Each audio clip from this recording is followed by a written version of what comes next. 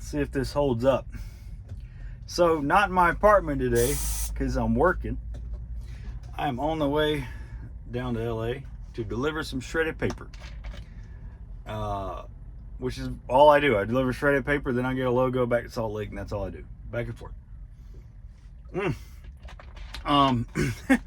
So I'm on my break. I got 16 minutes, so I'm gonna ramble and rant about how stupid dating has become in 2025. And I know it's not just for me. You know, I'm gonna be 39 here in, what is it? What day is it? The 17th or 18th or what? I don't even know what day it is anymore. My watch is dying, y'all. I gotta charge it. You ever swallow wrong and almost die? That's what just happened to me. So, it's not just me. You know, I'm almost 39 here in like a week or two, week and a half. I don't know. It's pretty much everybody. It's a problem that's like hit everyone. If you are online dating in general, and I think dating in general, I don't know. I drive a truck, and I'm kind of not really antisocial, but I don't like to go out a whole lot. And I live in Salt Lake City. I moved out there. I don't know anybody in Salt Lake. I just moved there for the mountains, and I'm happy with it. But that's the thing, is I don't meet people in person anymore because of my job, and like when I'm home, I just want to relax, go on a hike or whatever. I don't even know how to meet people anymore in person. But apparently that doesn't really matter. It's the same if you meet somebody in person as if you meet somebody on an app. And I do have the dating apps. I don't really use Tinder. It sucks. I hate Tinder. Bumble and Hinge was where I pretty much got dates from. And now, the thing is, I know I'm a generally handsome guy. And I get a lot of matches if I'm actually going on there and swiping.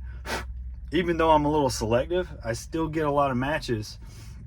Just based on, I don't know if it looks or if I've had a good profile. I don't know. But after that, I'm a little more selective because I'm not going to go on dates all the time. I'm not just out there looking for numbers. I want a partner, you know? And due to that, I don't go on a lot of dates. So if I pick somebody to go on a date with, it's because they're actually interesting to me. And there's the thing, is ever since I moved out here, which was January of 2023, so I've been out here for 2 years now. I need a little pick me up, that monster.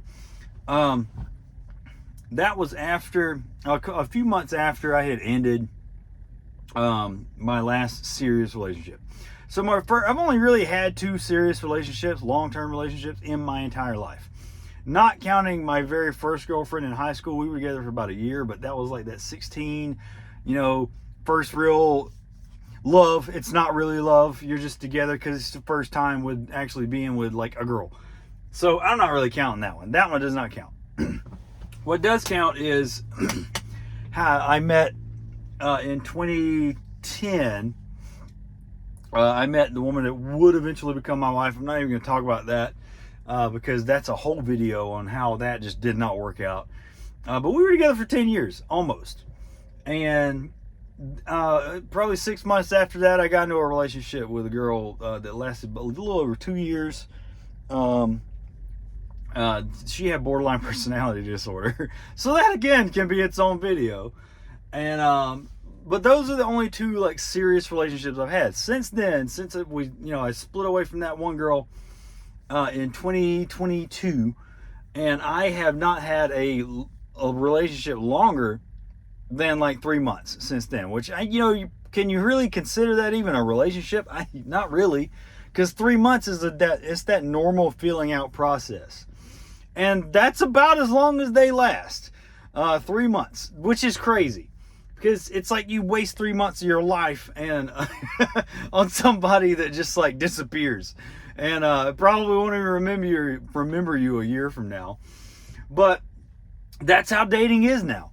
It's you find somebody on a freaking app, you match with them, you talk to them, for a couple of days, and they're probably going to ghost you, which 90% of the time, that's what happens. They ghost you. And you know what? Ghosting doesn't bother me. I guess I could make a video on that too.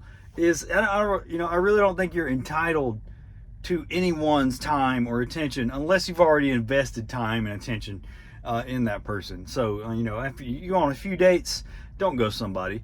Especially if you had sex with somebody, don't go somebody. But if you've only talked for a couple of days on an app, whatever. I get ghosted all the time. That's just the reality of being a guy on a dating app. We get ghosted a lot.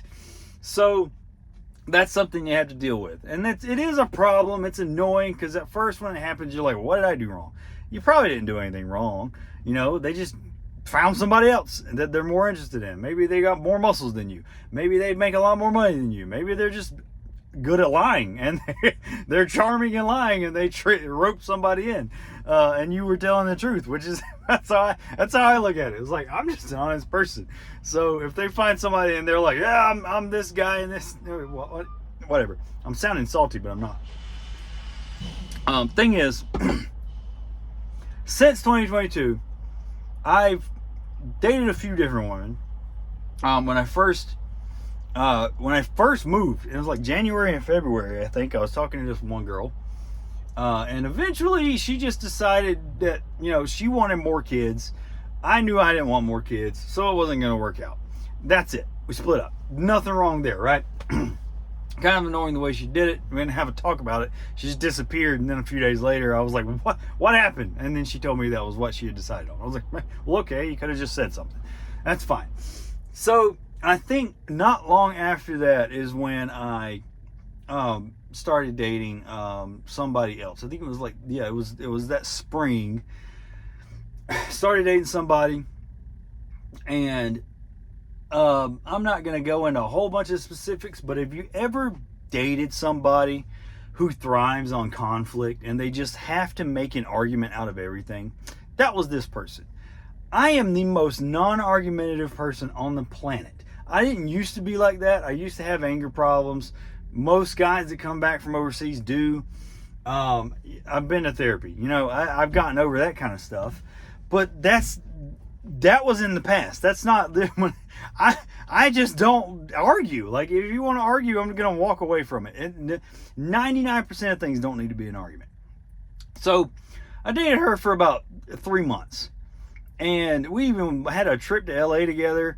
And it was we went camping one time, and it seemed like every time we would go out and do something, it became an argument. I could literally make a whole video on how this argumentative person ruined my day all the time. And eventually I was like, about 3 months in, I was like, I am anxious. I can't go to see you. I can't see you because I'm anxious around you. I don't know if something's going to turn into an argument. And her response was the toxic, well, we shouldn't be together again, or together if I make you anxious.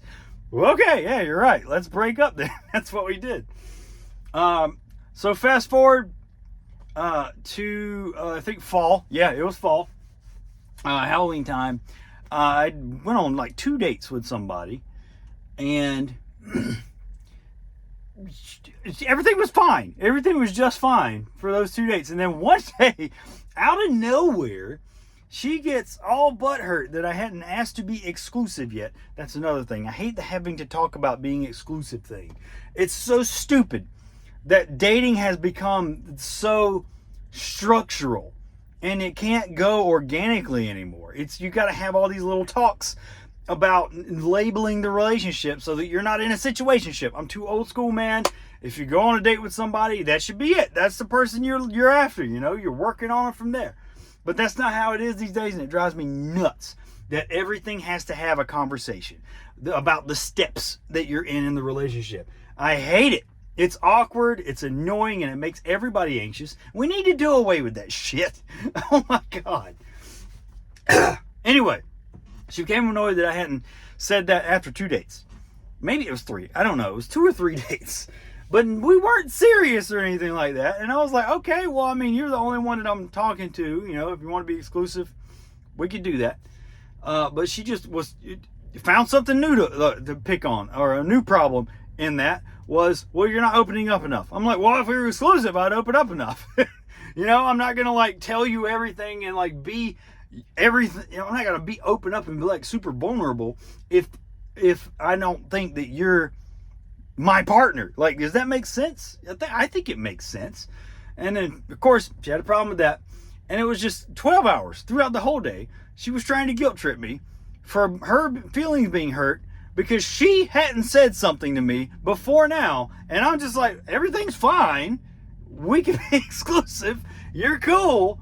But then it got to a point where she was getting more irritated by me not arguing back. And I'm just like, okay, let's just do the thing. Let's do the healthy thing. She would get more irritated with it and just out of nowhere started cursing at me. This is all through text, by the way. And then called me. And I'm like, if you're going to act like that, I'm not going to talk on the phone with you. Sorry, I'm not doing that. She cursed me out again, called me crazy, called me a narcissist. And I'm like, okay, I'm just going to block you and not talk to you anymore. And that's what I did.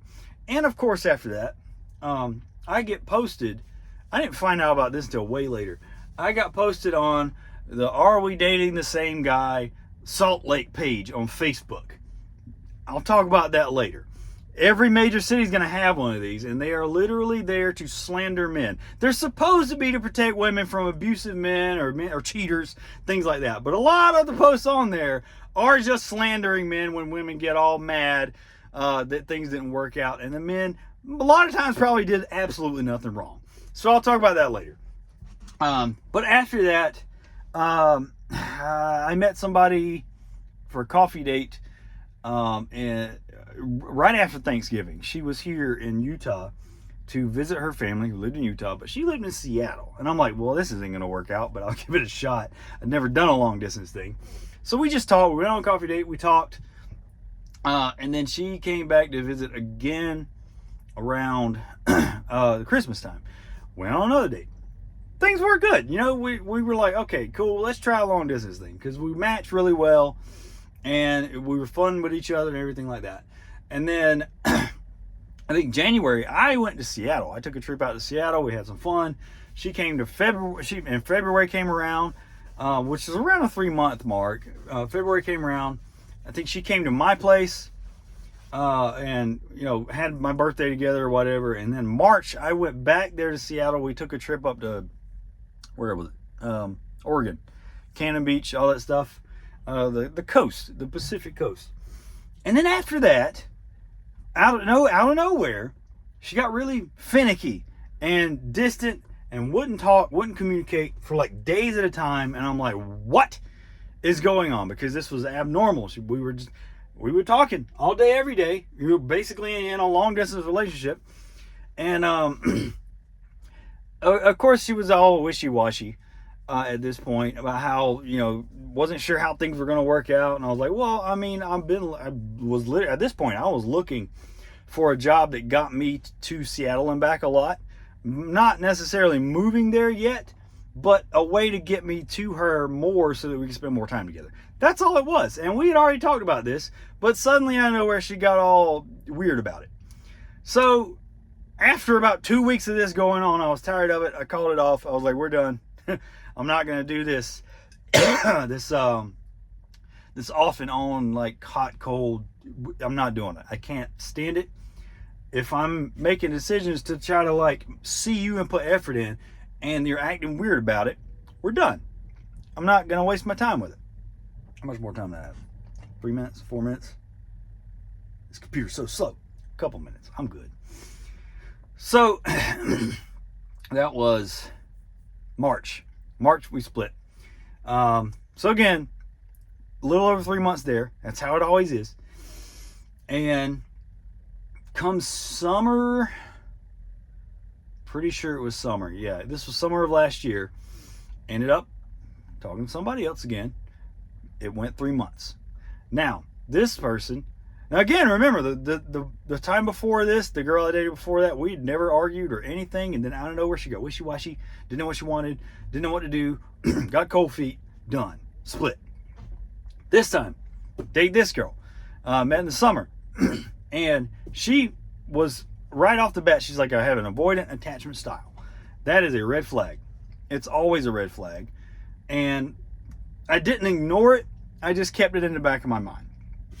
So we dated for 3 months. Everything was perfect, really. Honestly, nothing was wrong. We never argued about anything. We were spending a decent amount of time together. I met her kids. We went to Seattle, and I know it's Seattle where the other girl was, but that wasn't actually related at all. It's just her sister lives in Seattle. So we took a trip to Seattle to see Metallica. That's where we went together. And I met her sister and her brother-in-law. And we were planning on meeting her parents. And then I got ghosted.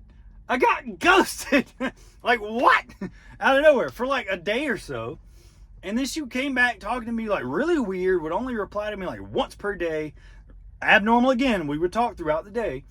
And come to find out, she had fallen for me. Oh, my throat's really dry. She had fallen for me. I'm still getting over that little bit of flu I had. And it scared her. And the reasoning behind her ghosting me was that it freaked her out. And she wasn't used to a healthy relationship, which I insisted on. And I wouldn't move too fast. I wouldn't move in with her really soon. And she wasn't used to that because she was used to dating addicts and narcissists and abusive people. And she thought if she rushed a relationship, that it would make it all better. And I'm like, no, that doesn't work that way. It has to be a healthy pace. I was being healthy about everything. We hadn't argued or anything. And she couldn't handle that. She freaked out, ghosted me. And then a month later came back and said, hey, would you want to meet? I'm like, I'm an idiot. Yeah, sure, let's meet. And we spent a day together and she ghosted me again. And after that, I cut contact. My God. That was, I don't remember what, that was like, it was October. Yeah, October or November-ish, something like that.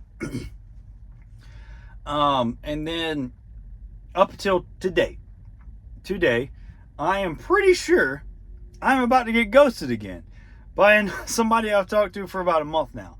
Now, this one doesn't really bother me because, again, this one told me she had an avoidant attachment style up front on the first date. And I'm like, oh, God. All right, here we go. I'll give it a chance. Sure enough, we started talking on the 14th of January in the app. We went on a date. We've been on two dates and a FaceTime date so far. And sure enough, a month later, I'm pretty sure I'm getting ghosted because I texted her this morning. Nothing back. Does it bother me? No, because I saw this one coming. Because it's become so routine that you just there is nothing you can do. You see how manic it's making me? There's nothing that you can do. Okay, still going.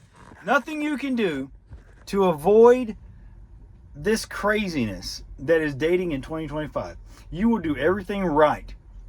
And it seems like you'll just get ghosted or you'll get stuck with somebody who will turn out to be just an absolute psychopath and argue about everything or start arguments or be an abusive prick and blame it on you. And that goes for both sides, men and women. I don't know what is in the air in the United States right now that makes it so hard to date. Like, it's insane. That's my relationship history for the past 2 years, is me matching with somebody and then finding out that dating was a mistake. I don't know any other way to put it. I don't go on a lot of dates because I don't want to spend a lot of money because it seems like they just go nowhere. They always go nowhere. I don't know the solution other than to keep hoping. I don't know. There's no hope. I've lost hope. Jesus Christ. Jesus Christ. That's South Park thing. So my time is up. That's my rant. Slash. I don't know what to do, man. It'll make you a little bit crazy. It's frustrating. It's exhausting. And I don't know. Like, I've lost all interest. I haven't even opened the Bumble app in a month. Because I matched with this one. And I was like, whatever. Give that one a chance. I just don't look. I don't look anymore. Because it's exhausting to be on the app and try to talk to people and try to talk to different people. Tell your story to another person over and over and over 3-4 times a year just for them to disappear because they don't know what they want. Nobody knows what they want. Nobody can handle a healthy relationship. Nobody wants to commit to anything, and nobody wants to put in the work that it takes to build a relationship. They just want everything to be perfect right off the bat. And if they have a problem with anything that you do, well, they can go back to window shopping on Bumble, which is just Amazon for people. It's fucking crazy that dating has been reduced to basically Amazon. And if they don't like you, you're the toothbrush, they go get a different toothbrush. Just because your bristles were too big. I don't know, man. Drink my monster about it. Yeah. But that's it. I don't know what to do. I don't know. I'm going to get done today. I'll watch wrestling. Y'all have a good one.